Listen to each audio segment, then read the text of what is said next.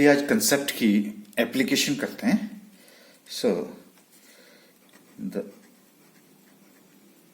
Application of concept जो हमने cash flow statement में प्रीवियस लेक्चर में थ्योरेटिकल बात करी, तो हम एक केस स्टडी लेते हैं और उसी की हेल्प से हम इसको सॉल्व करने की कोशिश करेंगे। तो ये हमारे पास क्वेश्चन है, कहता YSP Limited was commenced its business on 1st January 2019. Company issued equity shares of rupees 12 lakhs। देखिए हम ये वैसे ही स्टोरी बनाएंगे जैसे हमने वहां पे किया था कि क्या क्या स्टेप्स होते हैं। पहले हमारी फाइनेंस करते हैं, फिर हम इन्वेस्टमेंट करते हैं, फिर हम ऑपरेशन स्टार्ट करते हैं। तो वैसे ही हमने भी ये क्वेश्चन को क्रिएट करने की कोशिश करी है। तो company issued equity shares of rupees 12 lakh, 10% debentures of rupees 8 lakhs। तो हमने पैसा इकट्ठा कर लिया शेयर्स का डिवेंचर से। इमीडिएटली उसके बाद हमने कंपनी ने क्या किया, मशीन परचेज करी, उसके बाद हमने बिल्डिंग परचेज करी, और उसके बाद the following transactions took place during current year. फिर हमने कुछ एक परचेजेस करी जब हम ऑपरेशन स्टार्ट किया। परचेजेस करी कैश बेसिस के ऊपर है, सेल्स हमारी कैश बेसिस के ऊपर है। फिर हमने रेंट पे किया है 40,000 का, सैलरी है 30,000 की, कमीशन है 20,000 का। हमसे बोला गया prepare final accounts and cash flow statement by both the methods after considering following information. और वो इंफॉर्मेशन हमारे पास क्या क्या है। Company had paid dividend at the rate of 15% to shareholders along with interest and debentures. Okay. Charge depreciation at the rate of 10% per annum on machine. Create provision for taxation of rupees 50,000. Transfer rupees 20,000 to general reserve account. तो जैसे हमने वहां पे बताया आपको कि पहले हम फाइनेंस लेंगे, फिर उसको इन्वेस्ट करेंगे, फिर हमने ऑपरेशन स्टार्ट किया। देखिए ये जो हमारा मेन जो डिस्कशन है, एक्चुअली हम कंसेप्ट क्लियर करना चाहते हैं। फिर आप बोलेंगे कि जी फाइनल अकाउंट क्यों पूछ लिया गया। देखो फाइनल अकाउंट हम जैसे आप छोटे बच्चे थे उस टाइम जो आप फाइनल अकाउंट बनाते थे, हम उसी क्योंकि मैंने आपको कंसेप्ट को समझाना है, तो इसलिए मैं नया फॉर्मेट नहीं ले रहा हूं, मैं वो वाला फॉर्मेट ले रहा हूं जो आप जब आप जैसे आप फाइनल अकाउंट्स जो हैं वो बचपन में बनाते थे, वो वाले अकाउंट्स जो हैं हम यहाँ पे प्रिपेयर करने की कोशिश करेंगे। ओके, क्लियर है जी। तो ये इसको हम यहां पे रखते हैं पहले, फिर उसके बाद हम कंसेप्ट की एप्लीकेशन करने की कोशिश करते हैं। तो सबसे पहले हम फाइनल अकाउंट्स ऑफ कंपनी बनाते हैं। तो मैं जब आप बचपन में जैसे बनाते थे वैसा बनाऊंगा, ठीक है जी। फाइनल अकाउंट्स, यहां मेरा जो मेन फोकस है वो आपको फाइनल अकाउंट्स नहीं सिखाना, वो हमने पीछे वाले चैप्टर में सिखा दिया, पीछे वाले लेक्चर में सिखा दिया हमने, लेकिन हम जस्ट इस कंसेप्ट को समझने के लिए कर रहे हैं। तो हम वहां पे जब हम छोटे बच्चे थे तो हम उस टाइम कैसे बनाते थे कि जी हम तो बनाते थे, पहले हम ट्रेडिंग अकाउंट बनाते थे। अच्छा, trading account for the year ending. Okay, तो मुझे लगता है यहाँ पे थोड़ी सी आइटम्स होंगी, तो हम इसको टी फॉर्म में ही बनाते थे पहले ट्रेडिंग अकाउंट। अच्छा, उसके बाद आपको पता है कि हम बनाते थे प्रॉफिट एंड लॉस अकाउंट बनाते थे, वो भी हम टी फॉर्म में बनाते थे। और उसके बाद हम बनाते थे बैलेंस शीट जी, वो भी हम टी फॉर्म में बनाते थे। और बैलेंस शीट आपको पता है कि हम किस डेट को बनाएंगे, हम 1 जनवरी है लास्ट में बनाएंगे, तो इसका मतलब है as on 31st of December 2019 को हम ये बनाएंगे। चलिए जी, हम क्वेश्चन करते हैं। तो ऐसा करते हैं कि जैसे जैसे हमने स्टोरी क्रिएट की थी वैसे वैसे ही हम इस क्वेश्चन को भी सॉल्व करने की कोशिश करेंगे। ओके, तो देखिए सबसे पहले हमने क्या किया, हमने पैसा इकट्ठा किया। अच्छा, जब हम पैसा इकट्ठा करते हैं तो सबसे पहले वो कहाँ की आइटम होती है जी, बैलेंस शीट की आइटम होती है। तो हमने क्या किया, इक्विटी शेयर्स, तो जैसे जैसे होगा वैसे। तो लो जी, हमने पैसा इकट्ठा किया। तो कहाँ कहाँ से किया, तो पहला मेरे पास आ गया इक्विटी शेयर कैपिटल। तो कितने का जी, 12 लैक्स। लो जी 12 लैक्स मैंने हमने यहाँ पे लिख दिया। फिर हमने और पैसा कितना, 8% डिवेंचर्स, तो के 10% डिवेंचर्स, वो कितने के किए जी, 8 लाख रुपीस के किए। तो 20 लाख रुपए आ गया। तो मुझे यहाँ पे, तो 20 लाख रुपए का मेरे पास क्या आया होगा, कैश आया होगा। लेकिन अब मैं कैश क्यों नहीं लिख रहा हूं यहाँ पे, तो आप बोलेंगे कैश लिखो जी 20 लाख रुपए। नहीं लिखूंगा, क्योंकि मैं, ये जो मेरा कैश है, ये जो 20 लाख रुपए है, ये तो स्टार्टिंग में है जब मैंने बिजनेस स्टार्ट किया, और मैं बैलेंस शीट कब की बना रहा हूँ, 31 दिसंबर की। तो इसमें कैश गया होगा, कैश आया होगा।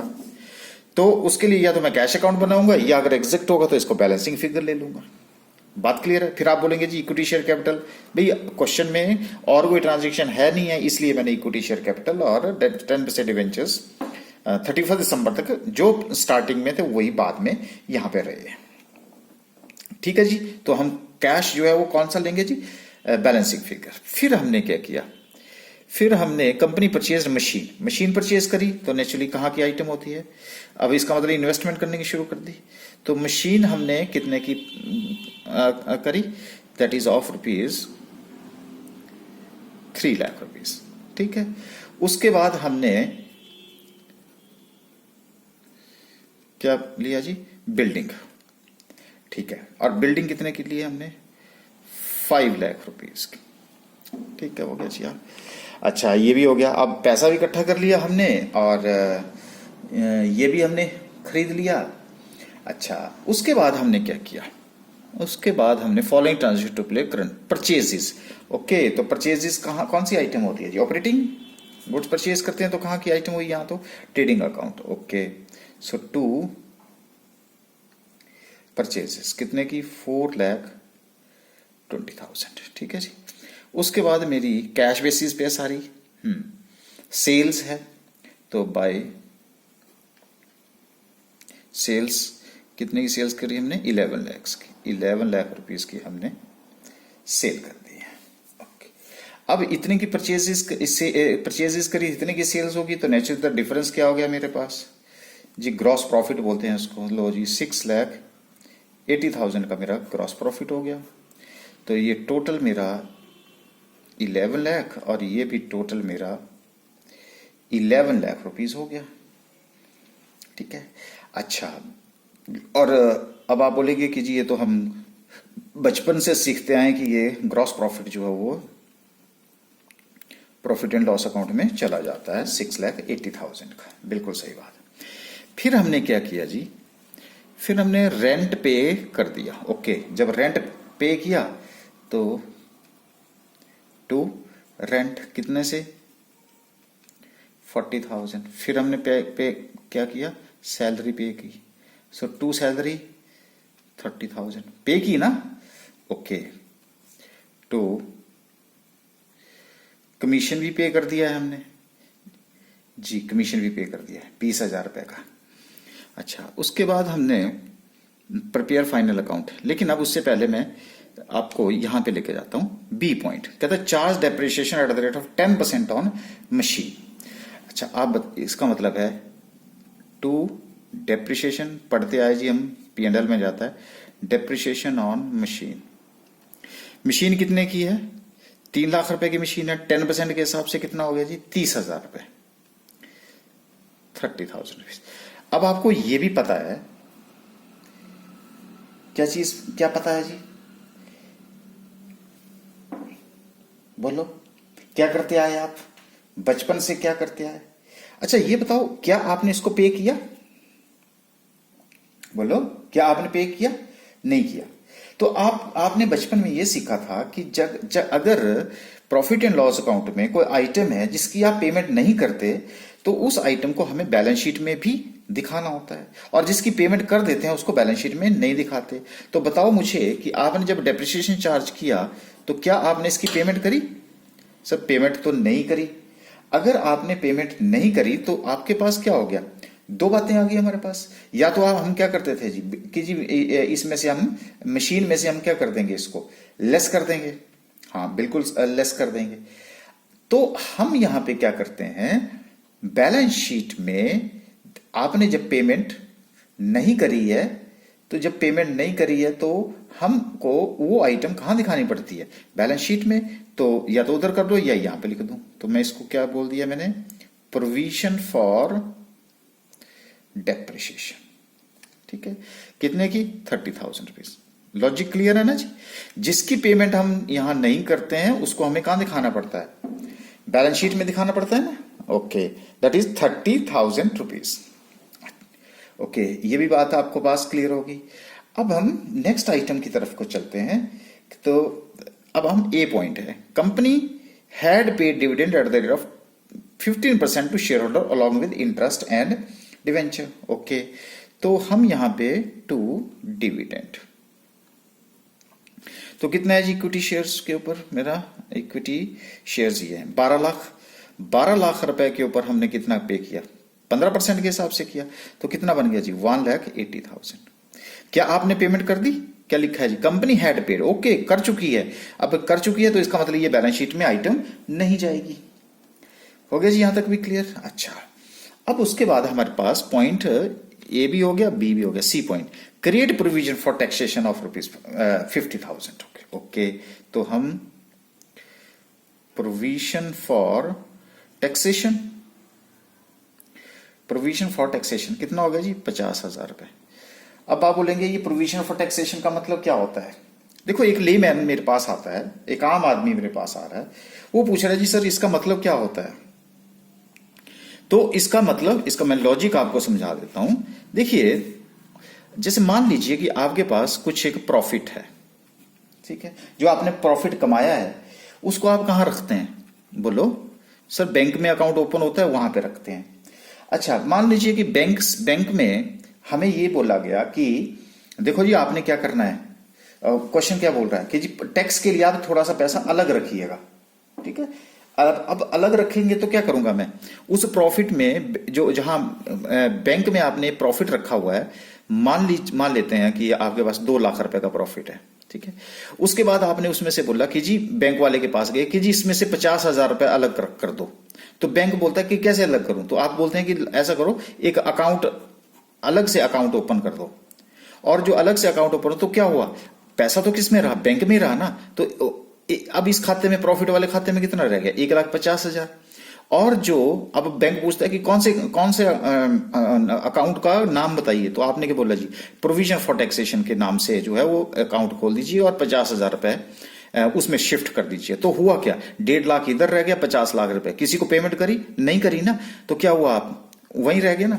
जब आपने पेमेंट नहीं करी, तो जब आप पेमेंट नहीं करते हैं तो उस केस में अब आपको समझ आ गई, मतलब हमने रहा बैंक में पैसा लेकिन अलग से जमा करवा दिया। ठीक है, जैसे आपको कई बार आप बोलते हैं कि अपने पेरेंट्स को बोल देते हैं कि जी मैंने पढ़ाई करनी है तो मुझे इतना पैसा चाहिए, तो वो अलग से पैसा जो है वो रख देते हैं। ठीक है जी, तो अब प्रोविजन फॉर टैक्सेशन के लिए कितना पैसा रख दिया, 50,000। क्या आपने इसको पे किया, सर नहीं पे किया, अभी तो हमने सीखा जी, पे तो किया ही नहीं। तो फिर तो जिसको हम पे नहीं करते वो क्या होता है, वो बैलेंस शीट में जाता है कि नहीं जाता है, बैलेंस शीट में, हाँ जी जाता है। तो फिर लो, अभी तो हमने आपको बताया। So provision for taxation, provision for taxation कितना हो गया जी, 50,000 रुपए। ये लो जी, ये भी आपने पेमेंट नहीं करी ना। ओके, अच्छा, उसके बाद हमारे पास क्या आ गया, transfer fees 20,000 to general reserve. Okay, तो यहां पे भी हमें क्या बोला गया कि थोड़ा सा पैसा आप प्रॉफिट में से निकाल करके, तो वैसे ही हमने क्या किया कि रिजर्व का एक अकाउंट ओपन कर दो, प्रॉफिट में से उस पैसे को अलग से कर दो। अब आप मुझे बताओ, क्या आपने पेमेंट करी इसकी, सर पेमेंट तो नहीं की। अगर पेमेंट नहीं करी तो फिर क्या होता है, जिसकी पेमेंट नहीं करते वो कहां जाता है, बैलेंस शीट में जाता है ना। ठीक है जी, जब बैलेंस शीट में गया तो हमने क्या लिखा यहां पे, जनरल रिजर्व। और वो जनरल रिजर्व आपके पास कितने से चले गए, सर 20,000 रुपए से चले गए। ठीक है, अच्छा, अब हमारे पास क्या रह गया, अब रह गए जी हमारे पास अब आप मुझे बताओ कि ग्रॉस प्रॉफिट से ये सारी आइटम्स हमारे पास आ गई, तो हम क्या करते हैं, इसका टोटल करके 6,80,000 और यहाँ पे भी 6,80,000, तो बैलेंसिंग फिगर क्या आ जाती है, नेट प्रॉफिट 70, 90, 123 और ये मेरा पास 3, ओके, तो ये बच गया मेरे पास 40,000, 30,000, 20,000, 30,000, 1,80,000 हो गया मेरा पास, है ना। और उसके बाद मेरा, हाँ, अरे इंटरेस्ट ऑन डिवेंचर तो दिया ही नहीं, तो इसको मैं यहीं लिख देता हूँ, to interest on debentures adjustment रहेगी along with interest on debentures. और डिवेंचर का रेट कितना है, ये लिखा है जी 10%, तो 8 लाख का 10% कितना हो गया जी 80,000। लो जी ये 80,000 आपने पेमेंट कर दी, हाँ जी पेमेंट करी है, उसमें लिखा है, तो हम इसको यहाँ पे इंटरेस्ट ऑन डिवेंचर्स को नहीं लेंगे, ठीक है। तो अब हम इसका बैलेंस कर देते हैं, 70, 150, 172, 380, 430, 450 और ये रह गया मेरा 2,30,000 रुपीज नेट प्रॉफिट। क्या आपने इसकी पेमेंट करी, सर नहीं करी। अगर नहीं करी तो बैलेंस शीट में आइटम रिफ्लेक्ट होती है ना, तो हम यहाँ पे क्या लिख दिया, net profit which is equal to 2,30,000। अब आपके पास क्या है कि कैश का बैलेंस निकालने के लिए दो मेथड है, या तो आप कैश अकाउंट बना लो, या फिर जो आपने, अगर आपको अपने पे फेथ है तो आप इसका जो बैलेंसिंग फिगर होगी वो कैश होगा, तो 0, 0, 0 और उसके बाद हमारे पास आ जाता है 0, 5 में 10, 13 और 1 और ये 23, 23,30,000 और ये भी 23,30,000 हो गया, तो इसमें से 8 लाख रुपए चला गया, तो ये रह गया मेरा 15,30,000 रुपीज। ठीक है जी हमारे पास, तो हमने एक तरह से इस टाइम मेरे पास कितना है 15,30,000, ये बचपन की बातें जो हमने क्लियर कर दी। अच्छा, और ये भी आपको बता दिया कि जो आइटम की पेमेंट नहीं करते उसको हम बैलेंस शीट में दिखाते हैं। जी सर, अब हम क्या बनाएंगे, कैश फ्लो स्टेटमेंट, हम इसी के हिसाब से जो है वो कैश फ्लो स्टेटमेंट बनाएंगे। बताओ कौन से मेथड से आपको कैश फ्लो स्टेटमेंट बनाएं। सर कैश फ्लो स्टेटमेंट हम बनाएंगे जो मेथड आपने नहीं पढ़ा हुआ है, यानी कि क्योंकि अभी तक आपने क्वेश्चन किससे किए थे, इनडायरेक्ट मेथड से किए थे ना। ओके, तो चलो आज फिर हम इसको पहले हम डायरेक्ट मेथड से करेंगे, उसके बाद इनडायरेक्ट मेथड से करेंगे। कैश फ्लो स्टेटमेंट और AS3 के अकॉर्डिंगली कर रहे हैं हम, और वो है मेरा डायरेक्ट मेथड के थ्रू, जो कि आपने नहीं किया है वो बताता हूं आपको पहले, फिर हम इनडायरेक्ट मेथड की तरफ को मूव करेंगे। अच्छा, हमने क्या किया था जी, कैश फ्लो स्टेटमेंट में 3 एक्टिविटीज में किया था। ओके, तो पहली एक्टिविटी क्या होती थी, cash from operating activity,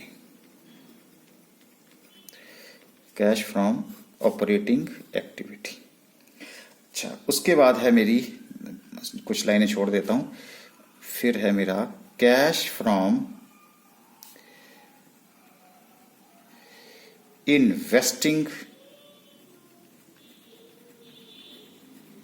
activity, और फिर है मेरा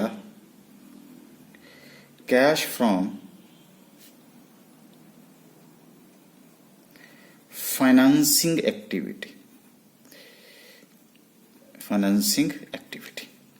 तो जो हमने आपको एक फॉर्मेट सिखाया था, बस इस स्टोरी को हम उसी के अकॉर्डिंगली हम यहां से मूव करेंगे।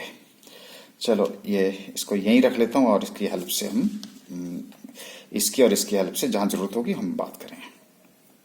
तो देखो जी, हम कहां चलेंगे। सबसे पहले हमने क्या किया जी, शेयर्स इशू किए, तो कौन सी एक्टिविटी होती है, फाइनेंसिंग एक्टिविटी। वैसे ही हमारे पास यहां पे भी है।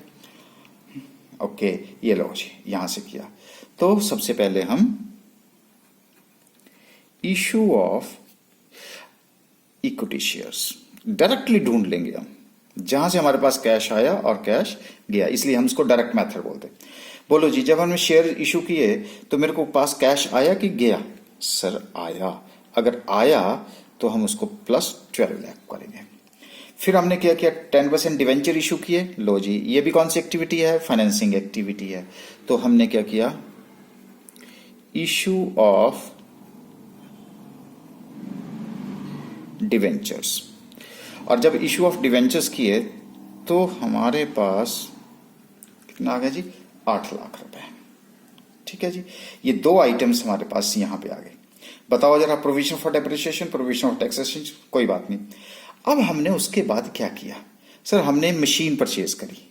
ठीक है, मशीन परचेज करी तो लो जी, कौन सी एक्टिविटी आ गई, इन्वेस्टिंग एक्टिविटी आ गई। Purchase of machine. जब हम मशीन परचेज करते हैं तो कैश जाता है कि आता है, सर कैश तो जाएगा ही। तो क्या हो गया, -3 लाख रुपए। उसके बाद आपने बिल्डिंग परचेज करी। ओके, सो कौन सी एक्टिविटी है, सर हमें पता है अब तो कि ये इन्वेस्टिंग एक्टिविटी है। अब तो हम सीख चुके हैं एक तरह से स्टोरी से। तो परचेज ऑफ बिल्डिंग कितने से, 5 लाख से। तो बताओ कैश आया कि गया, सर कैश तो चला गया। ओके, फिर हमने क्या किया, अब देखो क्वेश्चन में हमारा क्या था, परचेजेस करी ना, और किस पे है, कैश बेसिस के ऊपर। चलो यहाँ पे देखते हैं, यहाँ भी हमारे पास पता चल जाएगा। ये देखो, तो अब ये कौन सी एक्टिविटी, ऑपरेटिंग एक्टिविटी है ना। तो मैं लिख रहा हूं कैश परचेजेस।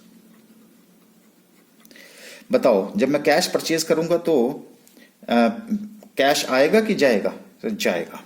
ओके, तो -4,20,000। फिर हमने क्या किया, सेल किया। ओके, किसके ऊपर सेल किया है, कैश के ऊपर। तो कैश सेल्स कितनी होगी, 11 लाख रुपए की।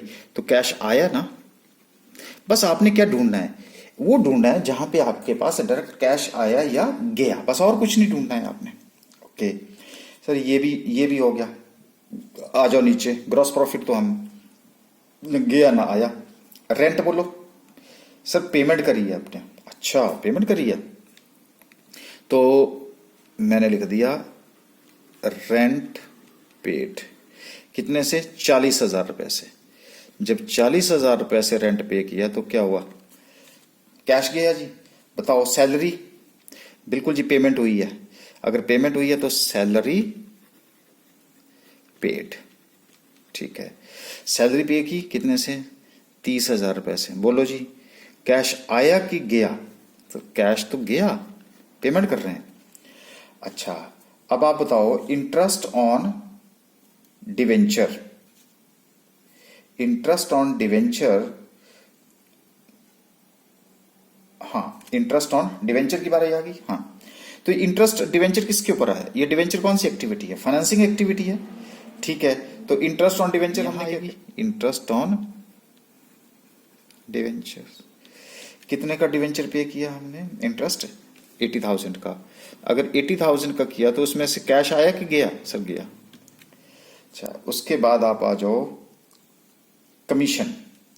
तो ये जो हमने कमीशन पे किया वो कौन सी एक्टिविटी है, यहां पे है। तो कमीशन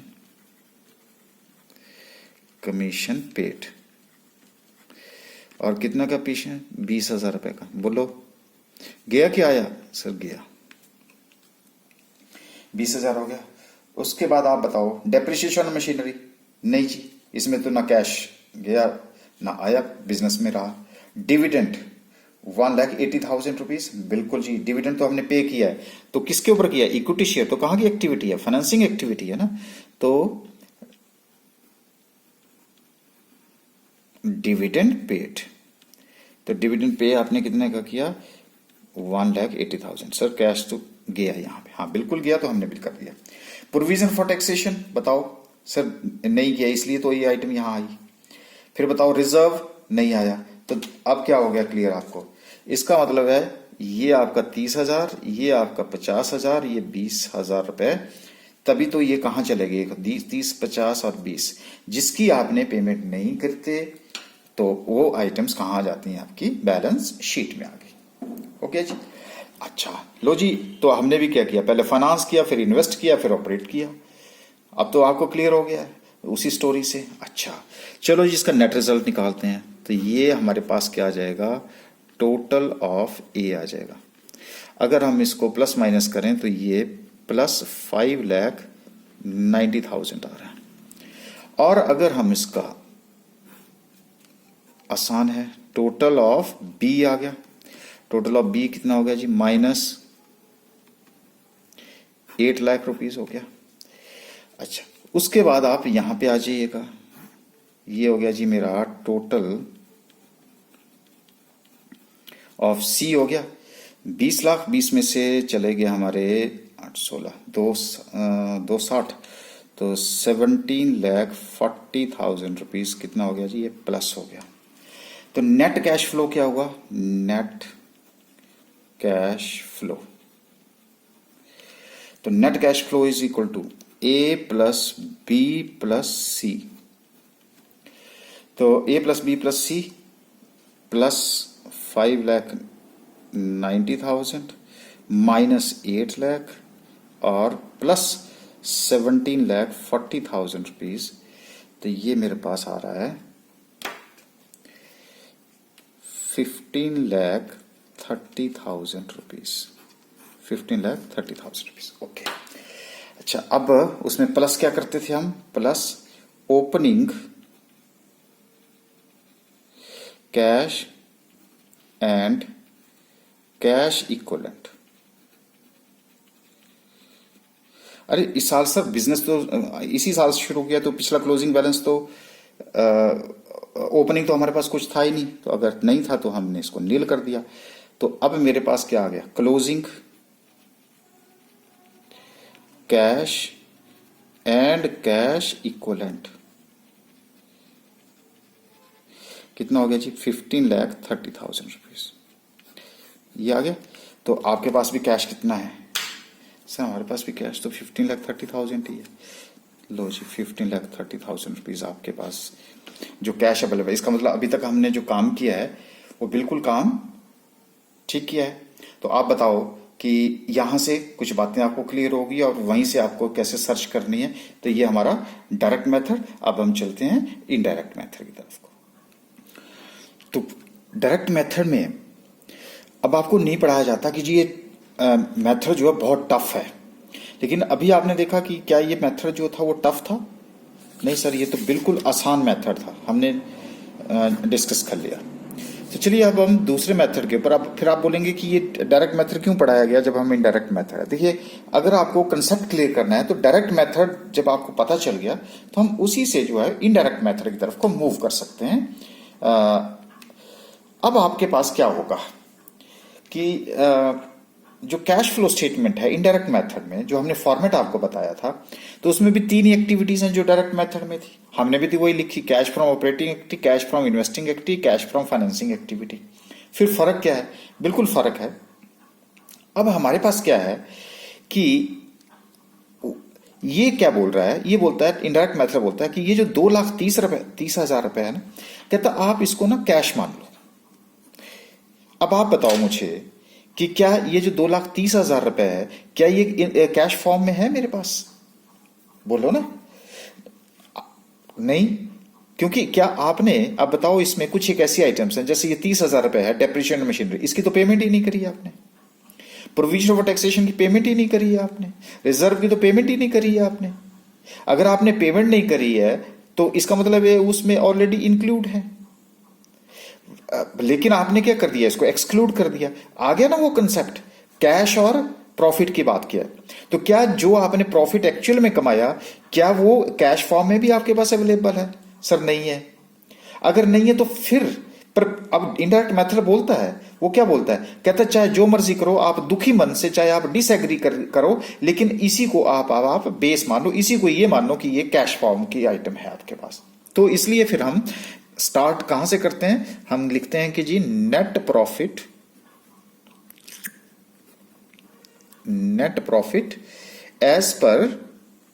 एज पर हां देखो, अब ये चाहे आप यहां लिखो चाहे आपके पास यहां लिखो, तो हम क्या बोल सकते हैं, as per profit and loss account.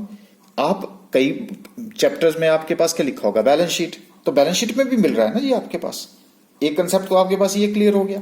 तो net profit as per profit and loss account बोल लीजिए या net profit as per balance sheet बोल लीजिए, क्योंकि दोनों जगह ये बैलेंस अवेलेबल होता है। तो कई बार स्टूडेंट बोलता है जी यहाँ ये तो दिए नहीं है, यहाँ अवेलेबल है, तो जहां मर्जी से ले लीजिएगा, इसलिए करा। अब आपको क्या करना पड़ रहा है, दुखी मन से जो है उसको लेना पड़ रहा है ना। ओके, तो इसके लिए मैं पहले क्या करता हूं, एक इनर कॉलम बना लेता हूं, फिर उसको आउटर कॉलम में ले जाऊंगा। ओके, तो बोल रहा है ना तो क्या लिख लिया मैंने, 2,30,000। ठीक है। अच्छा, अब आप मुझे ये बताओ कि किस किस आइटम के साथ आप एग्री नहीं कर रहे हो, जिसके साथ आप डिसएग्री कर रहे हो कि जी पेमेंट तो हुआ ही नहीं। अगर पेमेंट नहीं हुआ है और आइटम अवेलेबल है यहां पे, तो आपने तो माइनस कर दिया ना, तो उसको क्या करना पड़ेगा, एडिट बैक करना पड़ेगा ना। तो इसलिए आप जब एडिट बैक करते हैं तो आप लॉजिक समझिए, रट्टा नहीं मारना है। बताओ मुझे कौन कौन सी ऐसी आइटम है जिसमें आपने पेमेंट नहीं करी है लेकिन ऑलरेडी अवेलेबल है। तो हमने पहले भी आपको बताया था कौन सी है, ऐड। तो पहला क्या आ गया, डेप्रिसिएशन ऑन मशीन। कितने की आइटम है, 30,000 की। लो जी, एडिट बैक हो गया 30,000। उसके बाद और कौन सी आइटम है जी प्रोविजन फॉर टैक्सेशन है। तो ये भी क्या हो गया, प्रोविजन, क्योंकि इससे हम एग्री नहीं कर रहे हैं, कोई बात नहीं। वहां तो डायरेक्ट मेथड में तो हम फटाफट से क्या करते थे, जो डायरेक्टली है, यहां हमने इनडायरेक्ट वे में उसको सर्च करना है। तो प्रोविजन फॉर टैक्सेशन में देखो कौन सी आइटम आ गई, ये आ गया 50,000। और देखो कोई आइटम ऐसी है सर, रिजर्व है। अच्छा, अगर रिजर्व है जिसमें आपने पेमेंट नहीं करी है, अगर नहीं करी है तो उसको भी, रिजर्व को भी हम क्या करेंगे, ऐड करेंगे ना फिर। अच्छा, ऐड कर दिया, कितने से, 20,000 रुपए से। ओके, और कौन सी आइटम्स है सर, हमने ना यहां पे इंटरेस्ट ऑन डिवेंचर है, वो पे किया है। हाँ, पे तो किया है, लेकिन सर वो जो आइटम है वो आइटम ऑपरेशन से रिलेटेड नहीं है, क्योंकि वो फाइनेंस से रिलेटेड। हाँ, मैं आपको बात बता दूं कि डायरेक्ट और इनडायरेक्ट मेथड में ये जो दोनों कॉलम है ये सेम रहते हैं। सिर्फ फर्क कहाँ आता है, सिर्फ यहां पे डिफरेंस होता है, बाकी कोई जगह पे डिफरेंस नहीं होता। ओके, कोई बात नहीं। तो हमने क्या किया जी कि जी डिविडेंड पे किया है। ओके, अगर आपने डिविडेंड पे कर दिया है पर आप ये बोल रहे हैं कि जी ये तो फाइनेंसिंग एक्टिविटी है, तो जहां फाइनेंसिंग एक्टिविटी, हम उसी एक्टिविटी में उसको ले जाएंगे। लो जी, डिविडेंड पेड। तो डिविडेंड पे कितना किया है आपने, 1,80,000, 1,80,000 किया ना। ओके, तो माइनस हो गया 1,80,000। तो आपने क्या बोला कि ये आइटम यहां नहीं होनी चाहिए थी। अगर नहीं होनी चाहिए थी तो फिर हम उसको एडिट बैक करेंगे। ठीक है, एड डिविडेंड पेड। जरा बस ये समझते रहना आपने। तो कितना की आइटम, 1,80,000। क्योंकि अब ये अगर ऑपरेटिंग एक्टिविटी की आइटम नहीं है तो हमने इसको यहां से एक्सक्लूड करके इसको एडिट बैक कर दिया, तो जहां उसकी जगह थी वहां ले आए। पर आप मुझे बताना, ये जो डेप्रिसिएशन ऑफ मशीन है ये कौन सी आइटम है सर, ऑपरेटिंग है, तो कहां लेके आए हम, ऑपरेटिंग ही लेके आए, तो आगे तो नहीं जाएगी। उस तरह से प्रोविजन ऑफ टैक्सेशन कहां की आइटम है, प्रोविजन फॉर इसकी ऑपरेटिंग एक्टिविटी है, यहां की तो नहीं है। लेकिन डिविडेंड क्या है, पे तो हुआ है, कैश तो गया, लेकिन ये हमारी एक्टिविटी नहीं है, इसलिए हमने जहां उसकी जगह पे है वहां हमने उसको बिठा दिया, इसलिए वो दो जगह पे अपीयर हुआ। अच्छा, उसके बाद आप बताओ, डिविडेंड के बाद हमने क्या दिया, इंटरेस्ट ऑन डिवेंचर दिया सर। अगर इंटरेस्ट ऑन डिवेंचर है तो इंटरेस्ट ऑन डिवेंचर्स, तो इंटरेस्ट ऑन डिवेंचर हमने कितने का दिया जी, 80,000। सर ये तो इसकी तो आइटम, ये आइटम तो है ही नहीं, ऑपरेटिंग आइटम है, तो कहां की आइटम है सर, फाइनेंसिंग एक्टिविटी है। अच्छा, फाइनेंसिंग की एक्टिविटी है तो हम वहीं पे ले जाएंगे उसको। तो जहां की आइटम गलती से हम जिसके साथ डिसएग्री कर रहे हैं हम वहां ले जाएंगे, -80,000। ठीक हो गया, वहां प्लस कर दिया, यहां हमने उसको माइनस कर दिया। और क्या बचा, अच्छा जी सर ये तो हमारे हो गए, आप आ जाओ यहाँ पे। तो ये तो हमने आपको पहले बताया था कि क्या है, शेयर्स इशू किए, तो कौन सी एक्टिविटी है sir, issue of shares, financing activity है, पैसा इकट्ठा होगा। अच्छा, कितने के शेयर्स इशू किए हमने सर, प्लस 12 lakhs के। लो जी, ये भी आ गया। उसके बाद हमने 10% डिवेंचर्स लिए। Okay, so issue of debentures, sorry 10% debenture, कितने के किया आपने? 8 लाख के। तो ये भी पैसा हमारे पास आया, बिल्कुल आया। और आ जाओ, ये provision for depreciation taxation general reserve अब आपको क्लियर हो गया, क्योंकि हमने क्यों एडिट बैक किए? क्योंकि इसमें पैसा नहीं गया और हम भारी मन से जो है हमने 2,30,000 को इसको कैश मान लिया है। अगर जब कैश मान लिया है तो अब आप क्या कर रहे हैं? जिसके साथ आप एग्री नहीं कर रहे हैं, डिसएग्री कर रहे हैं, उसको आप उसकी क्या कर रहे हैं? आप एडजस्टमेंट्स कर रहे हैं। ओके, अब आ जाओ यहाँ पे, मशीन क्या किया आपने? परचेज करी, क्या जी? इन्वेस्टमेंट एक्टिविटी है, तो वो तो जी हमें पहले भी पता है। आप purchase of machine, purchase of machine, तो क्या हो गया जी? कैश चला गया सर 3 लाख का। उसके बाद परचेज ऑफ बिल्डिंग। ओके, तो परचेज ऑफ बिल्डिंग में आपने क्या किया जी? सर 5 लाख रुपए चला गया। ओके, अच्छा अब आप आ जाइए, ये टोटल ऑफ ए, ये इसका क्या रिजल्ट होगा? तो 230 और ये इसमें एडिट बैक हो गए, ये सारे के सारे आपके एडिट बैक हो गए, तो 5,90,000 रुपीज। ये 5,90,000 कहाँ चला गया? आउटर कॉलम में। यहां आ गया आपका मेरा टोटल बी, ये हो गया जी मेरा माइनस 8 लाख रुपीज। तो ये लो जी आपका 8 लाख रुपीज। ओके, ये कौन सा आ गया? माइनस का आ गया। उसके बाद यहां से आ जाओ आप, ये हो गया मेरा टोटल सी, तो ये प्लस और माइनस करके ये आ रहा है प्लस 17,40,000 रुपीज, प्लस 17,40,000 रुपीज। अब मेरे पास क्या आ गया? Net cash flow during the year.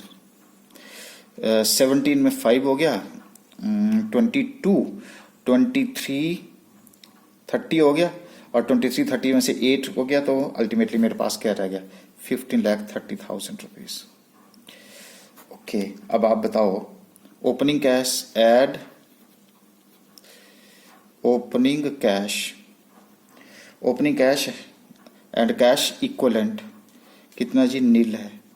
तो क्लोजिंग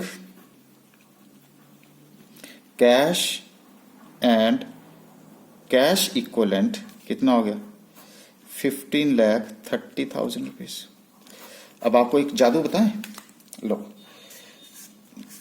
अब आप मुझे बताओ, डायरेक्ट मेथड में कितना था? 5,90,000।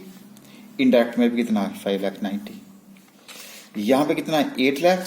यहां कितना आया? 8 लाख। यहां पे आपके पास कितना है? 17,40,000। यहां कितना है? 17,30,000, 15 लाख। अरे भाई, चाहे आप किसी मेथड से करिएगा, लेकिन आपका जो आंसर है वो एक तरह से क्या होगा? सेम होगा। क्लियर होगी बात? तो आप आपका भारी मन से जो आपने किया था उसमें क्या कर दिया आपने? एडजस्टमेंट कर दिया। एडजस्टमेंट करके जो है आपने इनडायरेक्ट मेथड। आप बताओ, डायरेक्ट मेथड के बाद आपको इनडायरेक्ट मेथड क्लियर हो रहा है, और प्रॉफिट एंड लॉस अकाउंट से कौन सी आइटम क्यों नहीं जाती है वो भी मुझे लगता है कि अब आपके पास ये वाला भी क्लियर हो गया। ओके, अब मैं आपको थोड़ा सा और शक्तिशाली बनाता हूं। वो कैसे? अब आपको ये देखिए, अब मुझे ये आप ये बताइए कि हमने यहां पे डिस्कस किया, कहां चला गया ये प्रोविजन फॉर टैक्सेशन। देखिए, प्रोविजन फॉर टैक्सेशन ये कैसी आइटम है? अब थोड़ा सा हम टेक्निकल भी बात करेंगे ना सर। प्रोविजन फॉर टैक्सेशन जो है, अगर आप इनडायरेक्ट मेथड में देखें तो आपने क्या किया? उसको ऑपरेटिंग एक्टिविटी से बाहर निकाल दिया। ठीक है, अब आप बाहर निकाल दिया तो इसका मतलब क्या हुआ? क्योंकि एडिट बैक कर दिया ना, तो ये आइटम होगी मेरी नॉन ऑपरेटिंग। अब आप बताओ मुझे, इसमें कैश बाहर गया? नहीं गया जी, तो नॉन ऑपरेटिंग है, और साथ में क्या है? नॉन कैश आइटम है। कुछ बात क्लियर बन रही है आपकी? एक आइटम बन गई ये, सॉरी एक। अच्छा, दूसरी आइटम आ जाइए, इंटरेस्ट पेड। सर ये तो पे किया है। फिर आप बोलेंगे डिविडेंड पेड, हाँ बिल्कुल पे किया है, लेकिन पे तो किया, लेकिन अल्टीमेटली वो कहाँ चलेगी, फाइनेंस एक्टिविटी में चलेगी ना। यहां से आपने इसको क्या कर दिया, बाहर निकाल दिया। तो अब आप क्या हुआ, जब इसको बाहर निकाल दिया तो आप उसको क्या बोलेंगे, non operating, non operating. But cash बाहर गया ना, इसलिए हम उसको क्या बोलेंगे, बट कैश आइटम। बोलो जी, क्लियर होगी बात। अच्छा, उसके बाद आओ जाओ रिजर्व पे, general reserve. Sir general reserve को भी आपने यहां से बाहर निकाल दिया था, तो कौन सी आइटम होगी, नॉन ऑपरेटिंग। अब आप बताओ कैश गया इसमें से, नहीं जी कैश तो गया ही नहीं, कहीं नहीं गया, तो हमने तो अकाउंट ही ओपन किया अलग से जगह था। तो non operating and non cash item होगी। ढूंढना आ रहा है आपको। अच्छा, अब आ जाओ आप डेप्रिसिएशन, फोर्थ आइटम आपकी डेप्रिसिएशन। सर डेप्रिसिएशन तो यहां पे यहाँ की आइटम है, क्योंकि आपने किसी दूसरी जगह नहीं लेके गए हैं, इसका मतलब कहाँ की आइटम है, ये ऑपरेटिंग की है ना। ओके, तो है तो क्या ये ऑपरेटिंग है, बट सर कैश बाहर नहीं गया, तो इसलिए तो मैं भी यही बोल रहा हूं। तो क्या हो गई, नॉन कैश एक्टिविटी। ऑपरेटिंग है बट नॉन कैश आइटम है। अच्छा, एक और आ जाओ, रेंट, रेंट एंड सैलरी। बताओ सर, रेंट और सैलरी यहां, ये देखो प्रॉफिट एंड लॉस अकाउंट में है, रेंट एंड सैलरी बिल्कुल है। तो रेंट एंड सैलरी को मैं क्या बोलूंगा, मैंने तो नहीं इसकी एडजस्टमेंट करी, जिसकी मैं एडजस्टमेंट नहीं कर रहा हूं इसका मतलब वही की आइटम है। सर ये तो ऑपरेटिंग है। आप बताओ, जब मैंने रेंट और सैलरी पे किए तो कैश गया कि आया, गया, तो साथ में क्या है, ये कैश है, कैश एक्सपेंसेस। देखो ऑपरेटिंग एंड कैश एक्सपेंसेस है। तो कई बार आपके पास क्या होगा, ऑपरेटिंग होगी, नॉन ऑपरेटिंग होगी, ऑपरेटिंग है, यही तो आपने। अब मुझे लगता है कि यहां से आपको सारी बातें जो है क्या हो रही हैं, क्लियर हो रही हैं। अच्छा, अब हम कहां चलते हैं, फॉर्मेट में। और फॉर्मेट में हमने क्या सीखा था, हमने बोला देखो net profit before tax, net profit before tax, लो जी यही बात करी हमने। फिर क्या बोला, ऐड नॉन ऑपरेटिंग एक्सपेंसेस, कीजिए हमने नॉन ऑपरेटिंग एक्सपेंसेस ऐड कर दिए। उसके बाद कहता ऐड नॉन कैश एक्सपेंसेस, लो जी आपके सामने ही है, नॉन कैश एक्सपेंसेस भी क्लियर हो गया। उसके बाद लेस नॉन ऑपरेटिंग इनकम्स और नॉन कैश इनकम्स। सिर्फ यहां पे क्या होंगी, ऑपरेटिंग और कैश आएंगी, बाकी की क्या करनी पड़ेगी, एडजस्टमेंट। देखो हंसते हंसते सीख गया ना आप। तो ये मेरा फॉर्मेट था ना, अब ये फॉर्मेट तो क्या रहा, सेम रहा, ये फॉर्मेट सेम रहा, सिर्फ इसी में चेंज हुआ। और भारी मन से आपने नेट प्रॉफिट जो दे रखा था वो प्रॉफिट एंड लॉस अकाउंट को, उसको क्या मान लिया, कैश मान लिया ना जी कि ये मेरा कैश अवेलेबल है, लेकिन नहीं था। क्यों नहीं था, इसलिए हमने जिसके साथ आप डिसएग्री कर रहे थे उसके साथ क्या कर रहे हैं, आप एडजस्टमेंट कर रहे हैं। सर ये वाली क्या चीज है, इसकी भी आप हमें बताइए कि ये ऐड, और बिल्कुल ये बात भी अब आपसे शेयर करते हैं। देखो मैं आपसे एक बात करता हूं कि यहां पे हमने जो सेल करी है वो सेल कितने की करी है। इसी को मैं थोड़ा फोल्ड करके आपको इस कंसेप्ट को समझाने की कोशिश करता हूं। कैसे, ये देखो ये है मेरी सेल्स। ओके, सपोज करते हैं ये मेरी, रेड से कर दूं आपकी, चलो कोई बात नहीं, कर देता हूं, रेड पेन पता नहीं। अच्छा ये देखिए, अगर मेरे पास सपोज करता हूं ये जो सेल है, यहां पे कैश सेल कर रही है ना आपकी, कितने की, 11 लाख रुपए की। अगर सपोज करो ये 11 लाख रुपए की सारी सेल जो है वो क्रेडिट पे होती, उधार होती, तो सारे जब उधार होती है तो वो क्या बन जाएंगे, डेटर्स बन जाएंगे। अब जो डेटर्स हैं वो हो सकता है कि यहां तो जब 11 लाख रुपए आपको मिल रहा था तो आपका कैश कितना था, 15,30,000 रुपए था ना। सब बात क्लियर होगी। अच्छा, अब आपको बोला गया कि ये जो 11 लाख रुपए के मेरे डेटर्स हैं, इसमें से 10 लाख रुपए जो हैं वो इस साल जो हैं वो रियलाइज हो गए। अगर रियलाइज हो गए तो मेरा कैश यहां आ गया। लेकिन साथ में ये बोला गया कि जो 1 लाख रुपए का जो डेटर्स हैं वो हमें रियलाइज नहीं हुए। तो अब क्या हो गया मेरे पास, यहां कैश कितना होगा, 10 लाख रुपए, और डेटर्स कितने हो जाएंगे मेरे, 1 लाख रुपए। ठीक है। अब यहां पे मेरा कैश कितना था, 15,30,000। तो उससे क्या होगा मेरा, इससे क्या इफेक्ट होगा, इससे जी इफेक्ट ये होगा कि 14,30,000 रुपए का कैश होगा और डेटर मेरे 1,00,000 रुपए के हो जाएंगे। ये इफेक्ट हुआ ना इसके ऊपर। अब इसका मतलब इफेक्ट क्या हुआ, तो ये जो डेटर्स होते हैं ये क्या है, करंट एसेट। ठीक है। अच्छा, अब अगर मेरा जो करंट एसेट है, ये करंट एसेट पहले क्या था, मेरा डेटर 0 था, अब करंट एसेट कितना हो गया मेरा, 1,00,000 रुपए हो गया ना मेरे पास। तो करंट एसेट्स क्या हो गए मेरे, इंक्रीज हो गए। जब इंक्रीज हो गए तो मेरा जो कैश है पहले कितना था, 15,30 था, अब मेरा कैश कितना हो गया, 14,30 हो गया। तो उससे क्या हुआ मेरा, डिक्रीज इन कैश हो गया। तो current asset increase, decrease in cash.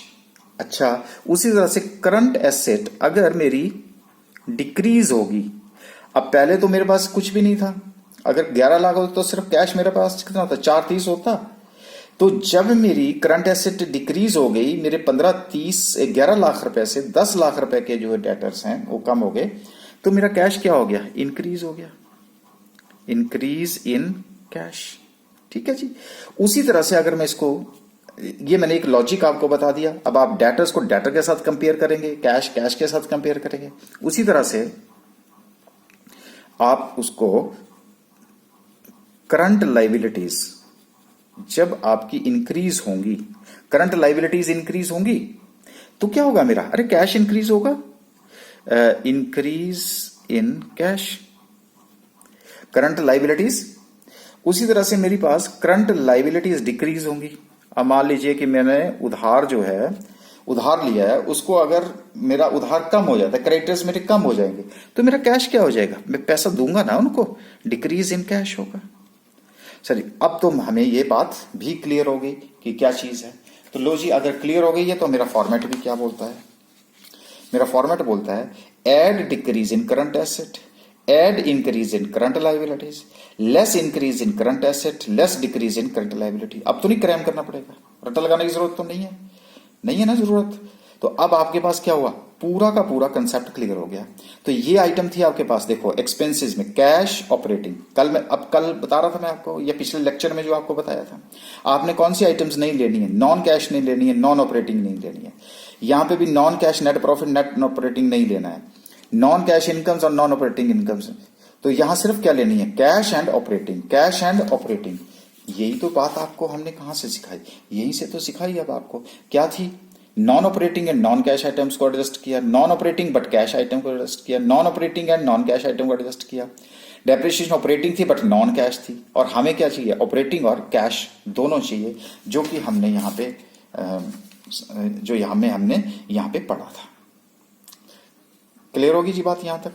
Okay, तो अब हमने क्या किया था, आपको यहां से स्टार्ट किया था कैश फ्लो स्टेटमेंट।